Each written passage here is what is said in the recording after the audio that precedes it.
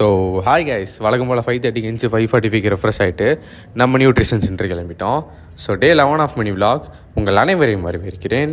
நேராக சென்டருக்கு போயிட்டு நம்ம ஃபிஷ்ஷுக்கு ஃபுட் போட்டு நமக்கு மனமாக ஒரு அஃப்ரெஷை போட்டு குடிச்சாச்சு. இன்றைக்கி வந்து ஃப்ரைடே. ஸோ சென்டரில் வந்து அப்டவுன் ஒர்க் அவுட்டு கம்ப்ளீட் பண்ணிவிட்டு 2 பேட்சுக்கு சேர்த்து ஷேக் ப்ரிப்பேர் பண்ணி கொடுத்துட்டு நானும் காலையில் 1000 கேலரி ஷேக் போட்டு குடிச்சிட்டேன். ஸோ மதியானம் ஒரு ஃபங்க்ஷனுக்கு தான் ரெடி ஆகிட்டு இருக்கேன். நான் இந்த மாய்ஸ்சரைசர் ஒரு 2 months யூஸ் பண்ணிகிட்ருக்கேன். உங்களுக்கு எது வேணும் அப்படின்னா ஸ்க்ரீனில் தெரியுற நம்பருக்கு வாட்ஸ்அப் பண்ணுங்கள். ஸோ அப்படியே போயிட்டு நம்ம நண்பருக்கு அப்படியே ஒரு விசிட்டை போட்டு சாப்பிட உட்காந்தாச்சு. ஸோ ஃபஸ்ட்டு பிரியாணி, அப்புறம் சாம்பார், வத்த குழம்பு இருந்துச்சு. வத்த குழம்பு ஒரு வெட்டிட்டு திருப்பி சென்டருக்கு கிளம்பியாச்சு. சென்டருக்கு வந்துட்டு கொஞ்சம் ரெஸ்ட் எடுத்துகிட்டு ஒரு ஈவினிங் போல் கொஞ்சம் மண்டை குளராக இருந்துச்சு. ஸோ அப்படியே ஒரு அஃப்ரெஷை போட்டு குடிச்சிட்டேன். அப்படியே ஈவினிங் நம்ம நண்பரோட நோட்டீஸ் கொடுக்க கிளம்பியாச்சு. ஸோ கொஞ்ச நேரம் அப்படியே பீஸ்ஃபுல்லாக பொழுது போச்சு. அப்புறம் நம்ம இன்னொரு ஃப்ரெண்டு ஃபோன் பண்ணி ட்ரெஸ் எடுக்க கூப்பிட்டாங்க.